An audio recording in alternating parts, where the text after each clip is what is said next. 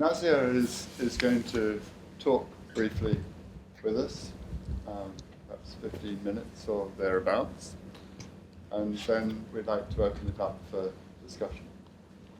She's a human rights activist. She's been doing it for a very long time. She's here, lives here in Luton, I believe, yes. And we're delighted that she's been able to come this evening. And I hope the discussion that we have will be wide-ranging and about those human rights issues especially. Thank you very much for coming. Thank you very much. I think probably it would be helpful if I just say a few words about me, my background. I'm Nazia Khanum, and I lived in this country for many years now, and I can see some of my friends who have known me for many years are here as well. And I actually worked here in this country in various local authorities, 5 local authorities, as head of equalities. And then when I set up my consultancy called Equality in Diversity, I had more time to pick and choose things that I want to do. And I do a lot of campaign for women's equality. And equality is something which I absolutely believe in. And that's why my own consultancy is called Equality in Diversity. And human rights are extremely important in equality, because you can't achieve equality if people don't enjoy human rights across the board. And I campaign a lot for that, particularly since this film raised a lot of issues about women's equality, forced marriage, bride price, and all kinds of other social injustices that happen. I have been working on that for many years, and on Luton I produced the first national report on forced marriage, looking at a local authority area. For the first time it happened in this country, so it became a case study for other subsequent research studies on forced marriage. And 2 other important national studies came out after that. One was called Prevalence, Forced Marriage, Prevalence and Service Response, and I was associated with that as well. It looked at 10 local authority areas where forced marriages were happening. And the other one, which I was commissioned to do, was on Oxford. Oxford City Council commissioned me to do it, and I found in a tranquil place like Oxford, which I thought was full of intellectuals, 78 cases per year of forced marriages were recorded by various agencies. So it happens here as well. But let me talk about my impression of this film first. Well, this is the second time that I saw this film, and even the second time was more impressive, I think, than the first time, because first time I was almost sleepy when I saw it at night, but now I was fully awake and I picked up a lot of issues. A few key points that I think moved me. One was the personality of the girl herself, Sonita, because quite a lot of victims actually suffer from these kinds of things, but they don't have that persistent dream of changing their life, because I'm sure you must have noticed that in her lyrics, 2 or 3 times it was mentioned, my future is bright, my future is bright. Such a positive suggestion giving to herself, that my future is not here. It would be big, it would be bright. That positive note kept her going. And also, you must have seen how her dream parents were Rihanna and Michael Jackson. And that was very stunning, because it doesn't happen, so it's not common. So the girl herself was very uncommon, I would say. And another thing is that she knew she could actually change things around herself. And by raising her voice through rapping, actually she could reach out to many people, say a lot of things which probably a song normal solo song can't accommodate. So many words she spoke and so many things she said about social injustices and the slavery, selling the girls for a price to the highest bidders almost. And then that price, that bride price, was going to be used by the brother to buy another girl. So you can see this social injustice built in there. And she raised her voice against that, and that was very powerful, extremely powerful to me. And the thing is that it was not just her voice. What she did was she actually influenced people who are, in a way, finding a lot of obstacles in front of them to help her. But she changed them as well, to a certain extent, because the woman who became the filmmaker, the director, was not all that keen to begin with. I just read an article by her. She thought the girl was very abrupt, didn't even thank her for doing things, but she was impressed with her determination and the focus, very impressed, and she then thought, yes, I'll make a film. And you notice that the center that she was being held in Iran, that center woman or center manager, whoever that was, took her to that distance, but no further than that, because in Iran also the girls don't have that kind of freedom to sing a solo song even. They couldn't do a solo song. So inequalities are there, but they were surprised by the selling of girls in Afghanistan. So it's a relative matter, because in Iran girls are not sold, whereas in Afghanistan they are sold. And for whose benefit? Another man's benefit, basically. And you saw the patriarchal power structure there. Because to benefit the brother, Sonita, will have to sell herself, and that money will go to the brother to buy another girl. And this is a patriarchal system, basically, where men count and women don't. And she raised that sort of key issue, very powerfully. But the mother, interestingly enough, who was taking the leading role to sell the girl. So you may question that how come women are supporting patriarchy? But that is how patriarchy is supported, and it can continue because of the support that the patriarchy can get. And David and I, my husband and I, discuss a lot about it. And he was saying that in that sense, patriarchy is gender neutral, because it started for men's benefit, but it was supported or accepted by women as well, and now it has become completely neutral, gender neutral, because it's just a system, a cruel system, supported by men and women, both. So the interesting thing is that it can be changed, and Sonita has proven that. And when Sonita actually showed her or sent her video to the family, you saw how the young girl was singing, rapping, and the young boy, the nephew, was also rapping. So in her own sort of little lifetime, she started changing people around her, and in a positive way.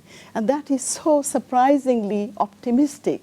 I am absolutely fired up that this film in particular should be shown in all the schools in Luton. And I think the girls and for parents as well, they should see it so that they can actually get that inspiration there. And the other thing, because I work for the United Nations Association, I set it up some years ago in Luton, I saw it as a global phenomenon. Forced marriage, honor-based violence, violence against women, selling young girls into marriage to men who are hugely senior to them in age. And as a result, they become widows very soon as well. These injustices, built-in injustices, is not just here that we see as forced marriage in certain communities, in certain sections of the communities. It's worldwide. And if you look at the underage marriage, because in underage marriage, young girls don't know the rights and responsibilities of marriage, because they're too young to understand that. So when they are married by force, without proper discussion or understanding of the responsibility of marriage, I call it forced marriage. It is forced marriage, because a forced marriage is a marriage which is against the will of the person. And when a marriage is entered freely and fully, consciously, understanding all the responsibilities without any duress or pressure on these people, then it is arranged marriage.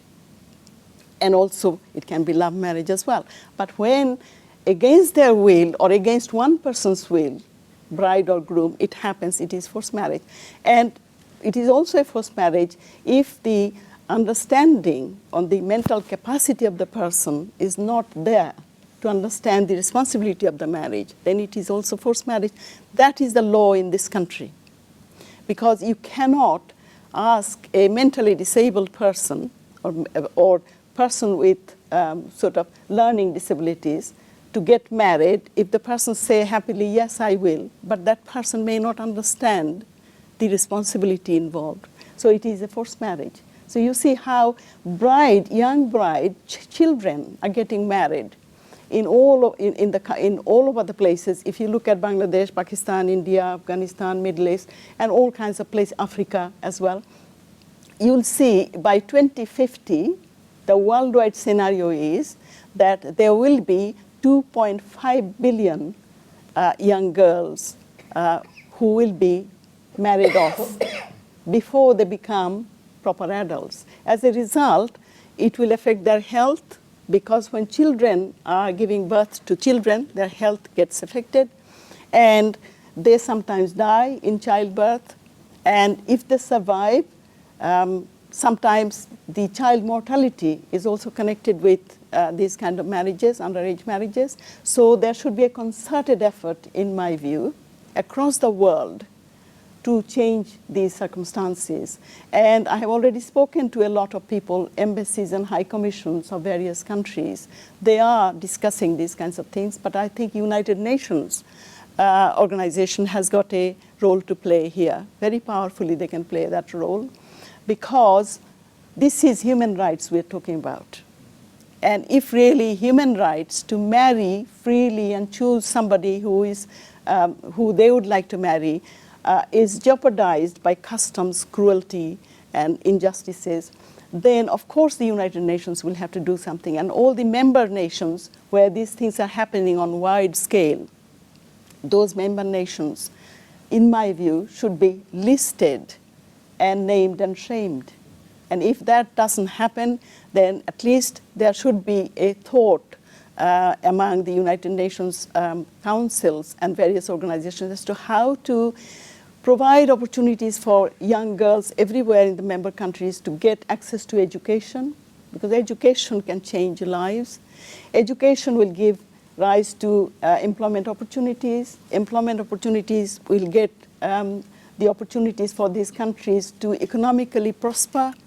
So there is a chained reaction from education onwards. So if that happens, I think there is a chance that globally we'll see a reduction of forced marriages and violence against girls and women, and also the economic contribution of these young people and later adult people will contribute to the stable economy of these countries, and that will be good for all of us, and human rights will be honored then, because when young girls know that they have an opportunity, they can contribute tremendously. And if you look at the refugees, because this girl was a refugee, from Taliban, they fled the oppression of the Taliban. They fled to Iran.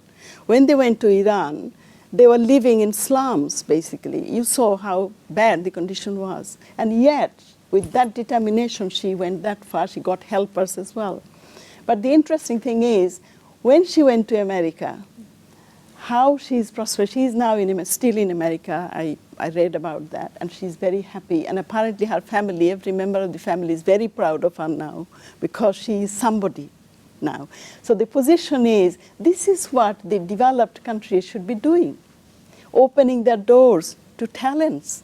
These migrants, they come because to escape torture, killing, death, all kinds of things they escape from, and then come to another country That is also a human right, to save your life, to live a life.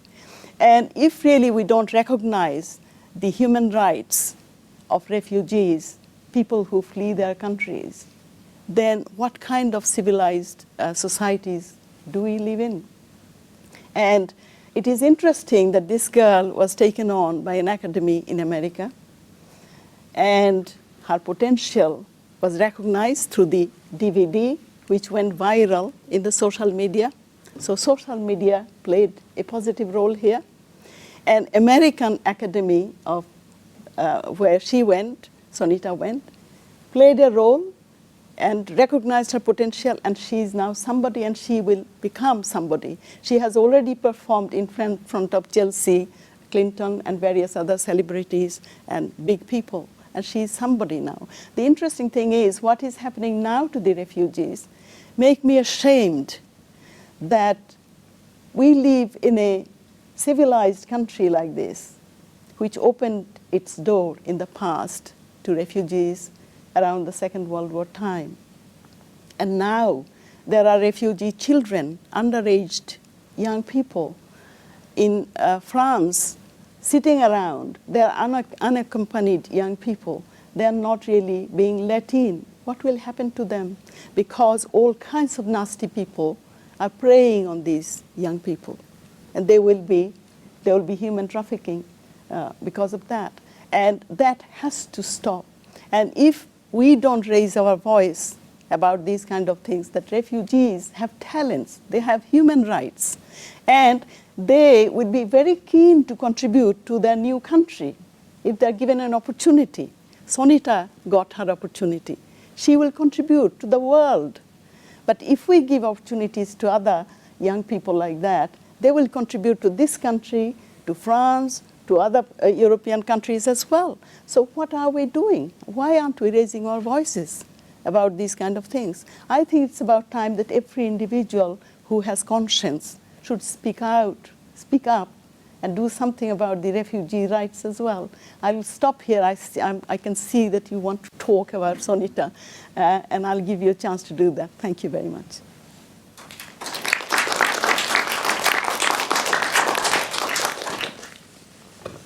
Happy to take your questions. Yes, of course. I haven't made the film, so you'll have to forgive me if I can't answer all the questions. If you want to know about forced marriage, here I can give you some answers on that. But the filmmaker's angle I won't be able to take because it was another woman who did it. Any question? I have got a friend here whose name is Sarita. But when I was talking about Sonita, I was thinking about Sarita. That name comes to my mind. And she's here sitting next to David. How did you feel about it? Tell me that. Yes, please. I have a question. Of course. You mentioned, you talked about the patriarchal system Society, that exists in several communities around the world. Mm-hmm. And you described it as kind of self-supportive system, Mm-hmm. right? Mm-hmm.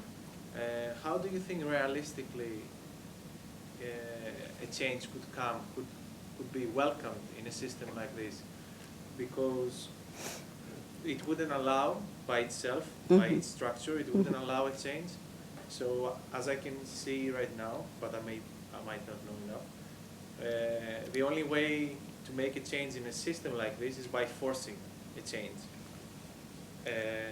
And in this case, then it becomes unethical as well, because it's like we are acting as gods, imposing a change in that system. So how could the change actually take place? I think I have thought about it a lot, because you saw how desperately poor Sonita's family was. Poverty always forces people to do things, even when they don't want to do it. They do it, because that is a way of surviving, a survival thing. But it's not always poverty, because I have seen in this country quite a lot of young people who don't come from poverty-stricken family, and yet forced marriage happens. So the point is how by force we can change it. by force, things can be changed only temporarily. It can't be changed because it is a social change that is needed here. And that's why it is a kind of social reform. And how can we change the minds of parents who do these kind of things? We have to really, law should be there, of course. Law can protect the victims. If the victims report forced marriage, the law can reach out and support that person. Although in this country there is very strong law, people can be actually imprisoned for 7 full years if they are perpetrators of forced marriages. And they can be imprisoned for 5 years if they breach a protection order for the victim. And yet, if you ask me, how many people have been prosecuted under this law? Just one in Wales. Just one person so far. So it shows that even if you have strong laws, automatically that doesn't mean that all these victims will come and report to the agencies and the police and the government and law. They don't, because they don't want to take their parents to court. They just want the forced marriage to stop. So how do we do it without simultaneously raising awareness of parents? And again, if you ask me, Nazia, what happened in this country, are all the parents now aware that there is a strong law and they should not be doing it, they will be criminalized if they do these kinds of things? No, many families still don't know what the law is. So that means raising awareness is one thing. Yeah, I'll come to you in a minute. So raising awareness continually will have to be done, not just of girls and boys in schools and colleges, but of families, parents as well. Another thing is giving opportunities to girls to educate. That's why education comes first, or simultaneously, all the time, in all countries. There should be given not just compulsory education opportunities for primary schools alone. They should be given that opportunity for high schools, college, etc., etc. I argued with some government agencies in this country that here the girls should be given opportunities to have free education in colleges as well, not just schools. You see, because when they're at school, they're still very young, and they won't disobey this kind of parents' demands on them. Very many of them won't. So if they go to college, they're a little more mature. They will have more confidence. They will have more self-esteem. Yes, I can do it. It's injustice.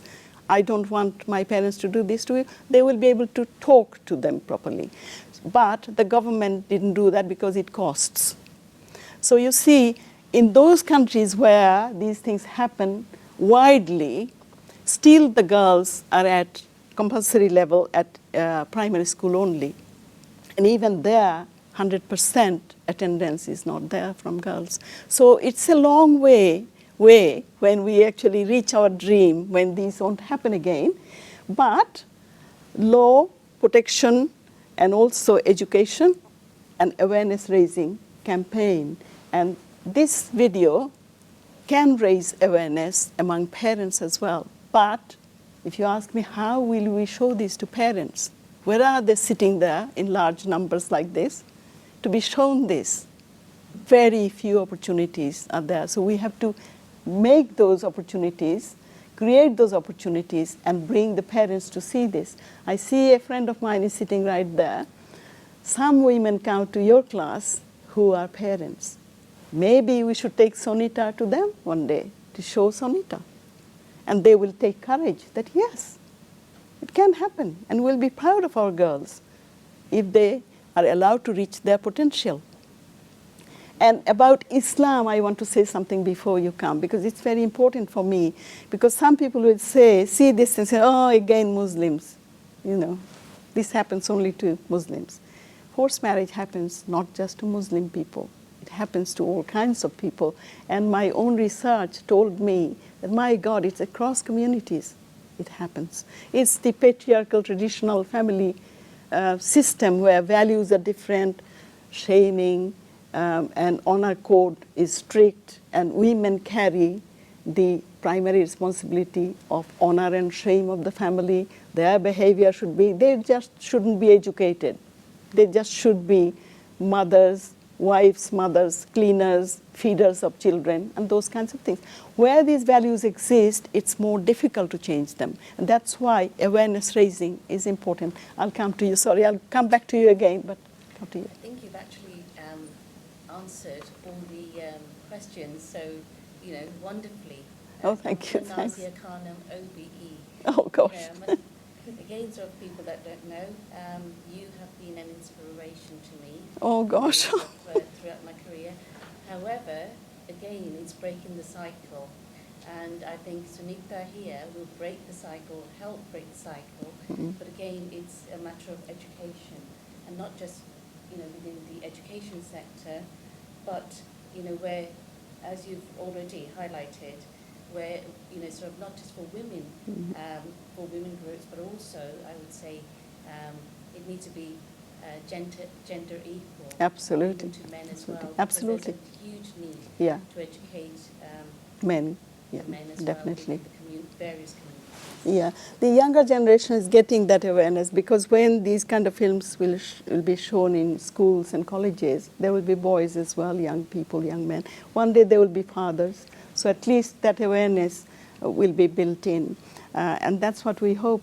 Sarita and I have been working on these issues for so long now that I even dream, in my dream, sometimes I take classes and sort of tell women how to really develop self-esteem, and they are not just commodities, they are far more than that.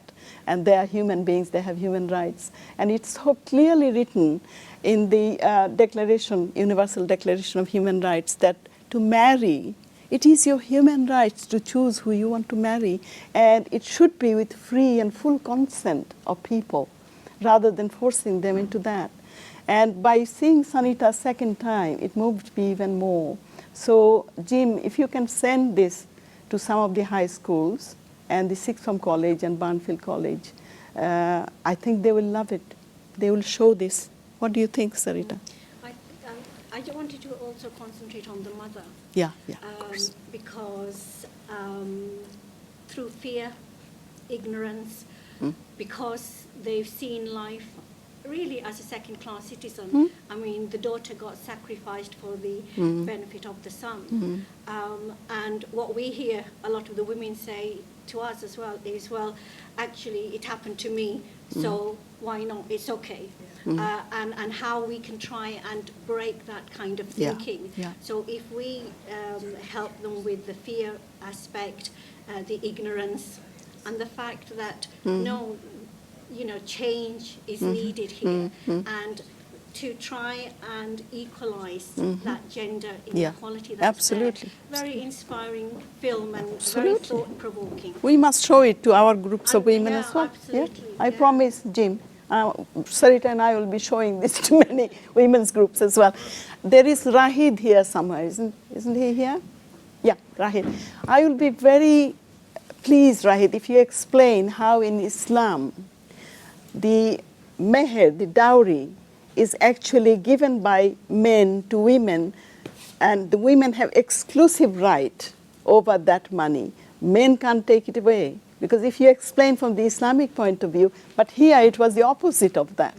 You saw how that bride price was actually for marrying another girl and giving that girl or giving that girl's family money rather than the girl. Because in Islam, actually for protection, for respect, and to show that the woman is valuable, that's why the husband or the bride has to give this money to the, groom should give this money to the bride to show respect and honor and for protection. And here it was just the opposite. So if anybody draws a conclusion that it's Islam which does that, then I would like to refute that. And Rahid, would you like to say anything on that? Well, first of all, thank you very much, Jim, and thank you, Dr. Nazia, for explaining some things. I was just talking to my friend Fatima here, actually, and I was thinking, I couldn't quite work out whether it was a hopeful film or a depressing film. And I think I just wanted to make that comment that I thought there's a little bit of both in that. A couple of points, if I may, I'd like your thoughts on this. I'm interested to know what you think of us here in the UK, and perhaps specifically us here in Luton, what the statutory authorities, what the police, what the local authority and the NHS perhaps think about these issues, and how our structures here can help support those young people who perhaps are oppressed. I'd be interested to know your thoughts on how you think our services can help our people who hold those same patriarchal views and systems, and how they are put on some young people and women, and how perhaps, you know, we can utilize our systems to make some change within those communities where some of these issues or similar issues might be happening. Yeah, right. Okay, the local authority itself here in Luton is sympathetic towards raising awareness among the community people, but they don't have money or resources to give to local community groups to raise awareness. But local authority itself can't reach out to these families. Only the voluntary sector organizations, especially women's organizations, have access to these women. But for parents, for fathers, I think quite a lot of other organizations who have clientele from men from these communities, they can raise awareness through that, but without resources it's very difficult. But there is sympathy and there is law, so that local authority can't say no to the law. The law is there, which actually gives a very strong, powerful message that this is not acceptable, this is unlawful, this is even criminal, it's a criminal offense to do it. But the point is, in my view, without community engagement, it will remain the law somewhere else, as it were, not touching the lives down there. And we must remember that forced marriage victims or threatened forced marriage victims, very few of them will come and reach out to law for protection. Very few of them. And that's why you don't see prosecution here. So the point is that if that is the case, how do you protect and save those people who want to be saved from forced marriage without changing the family's attitude? So again, I would go and emphasize community engagement, education, etc., which is a long-term thing. It's not an immediate solution. Immediate solution doesn't happen in these kind of cases. And some of the government agencies will tell you that the number of reported cases has gone down, and it is true. In the past, there were quite a lot of cases that came before the very strong law which criminalized the forced marriage came into being. Before then, it was protection, civil protection, rather than a criminal law. As a result, in the past, Sonita and I used to get a lot of cases to hear about what these young people used to hear what their options were. They didn't tell us that, please report to the police and take our parents away to prison. Never said that. They just wanted to know, what are our options? What do we do to save ourselves? And we gave them individually, because every case is different. You have to give them individual options, think about implications, and so on. But the interesting thing is why the number has gone down of the reporting. We were consulted before the law came into being. And we, from Luton, all groups we consulted which provide services to these threatened victims of forced marriages, all of them said, we don't want new laws, because laws are already there. All we want to know that how the attitude could be changed of the families. That is the main thing. We don't want our parents to be in prison or become criminals. We just want them to understand that we have a different way of looking at lives, and so that the communication between the older generation and the younger generation can improve in the family. For that, you just can't threaten people with criminalization. You have to really change the family's way of understanding the young people. Communication should improve, talking should improve, and parents should, they love their children. They all love their children. They're not against them. But they don't understand that the children are not what they were like in their childhood. These children are different children. Their cultures are different. And that's why we think organizations like yours or mine or Sarita's or Fatima's, we talk to women more freely, but you probably can talk to men more freely. Just tell them that communicate with children from childhood, not when they are teenagers. Start communicating in their childhood, and all the time when they're growing, give them the values that are your values so that they don't suddenly rebel. It's a sudden rebellion which actually causes this kind of friction. But it won't happen if the communication is well. I told you, Rahid, an example, that I met a man who is a very religious man who was telling me when I asked, how do you relate to your children? They said, oh, very boastfully, he said, they are very scared of me. And I said, why are they scared of you? And they said, if I go through the front door into the house, they will go out of the back door. And he was taking pride in telling me that. That means they have no communication, no proper relationship. But the father thinks that they are respecting him by going away from him like that. But again, you see the attitude, the change that we need to bring among these people. And that's why your group can start communicating with the parents and talk about the values they really value. They all love their children. They don't want to really do nasty things. But there are families which have done it in this country. There are 12 murders per year, according to the Metropolitan Police, because of honor-based violence. And they are linked to forced marriage. So you see, even it can be that nasty because honor is far more important to many of these people than letting the children live a happier life. That happiness brings dishonor to them. So culturally, they are very different people. So our responsibility, as far as I can see, Sarita, is keep on talking to them, having conversation with mothers and family members and young people so that they don't fall apart like that.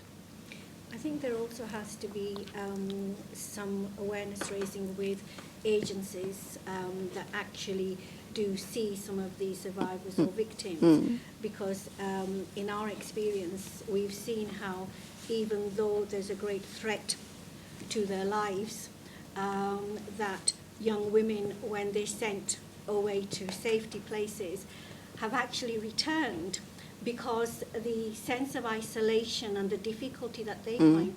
So I think we need to understand from every aspect what the person needs and what the families are saying, but also to make agencies aware of some of those cultural nuances. Sensitivities. Sometimes I think they are not as sensitive as they need to be.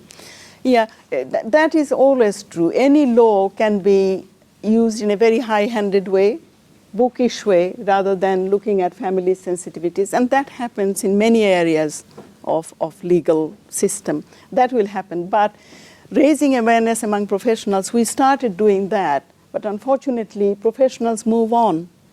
So after getting one training, that person becomes a bit more sensitive, but that person moves on to another job, and the new people don't get any training for years. So things get repeated. So that's another area, obviously, should be looked at. Any other question? I'd like to make a point from personal experience, if I may.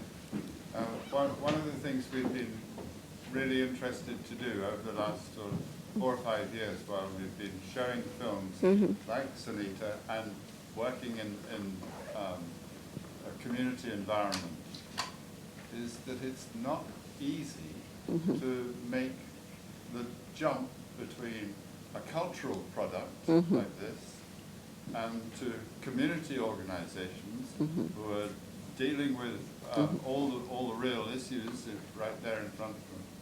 And nor is it easy to make the link with educational organizations. Very true.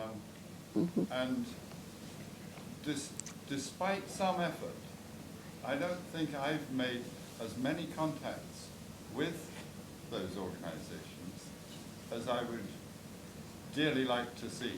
I get the sense that there are people here this evening who it might be really useful and mutually productive to be in touch with, so that we can develop a little more Absolutely. of some of these things. If you would like to have contact with us, on these little forms that we fill in, if you give me an indication that you would like to have contact because we've got related interests, Sure, then absolutely. I'll be delighted to hear from you, and we'll do I will make sure we get back to you. Thank you. It's very useful to say that, because I was about to introduce Anjana Palmer to you, my friend here. Right. She's the one I was talking to you about, that she might be in touch with you. Right.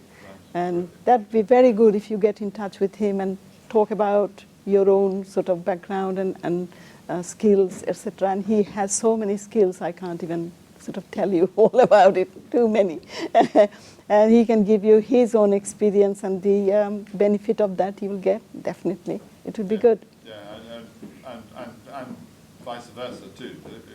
Yeah, of course. And do get in touch if you want to really get into the community, because we have, of course, our links, and we can put you in touch with other groups which may not be well known yet, but do a lot of work. And there is one there called Fatima Islam, sitting there with her husband.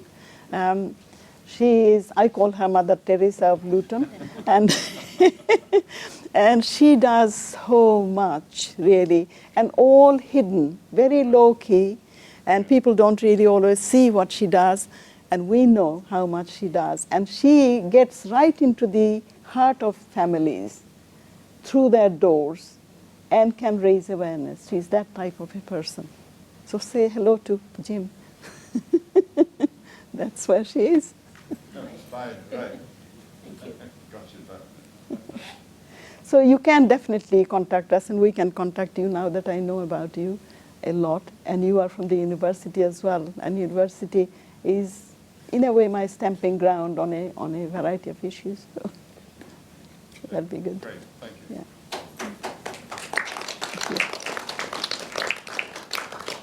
Thanks. So I hope this is the end.